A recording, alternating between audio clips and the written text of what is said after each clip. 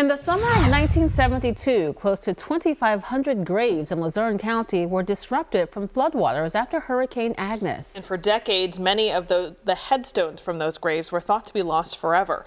Newswatch 16's Chelsea Strube shows us how a recent discovery changed everything.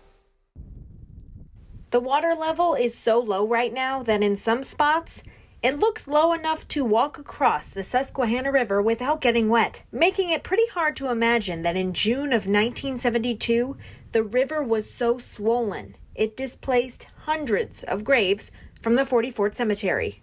So there's a bit of a dichotomy there, if you will. That water in 72 caused devastation to 4 acres of our cemetery, scouring out over 2,500 grave sites.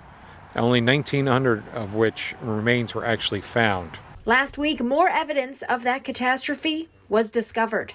So last Thursday evening, I received a phone call from one of the board members of the 44th Cemetery informing me that contractors who are working on a greenway project in conjunction with the Wyoming Valley Sanitary Authority found a whole bunch of tombstones for about 35 people who were once laid to rest in this cemetery. 7-month-old child that died in childhood to a person, a 90-year-old doctor of divinity that served as Wyoming Seminary's president for 54 years. And other names that have a place in history in the Wyoming Valley, some dating back more than 200 years. So if you go through those tombstones, you see names that you would recognize from streets on the west side of the Wyoming Valley: Shoemaker, Sprague, Mercer, Smith, Williams, Atherton, Hoyt. Right now, the cemetery's plan is to try and connect with any living family members of those who were once laid to rest here and learn how the stones ended up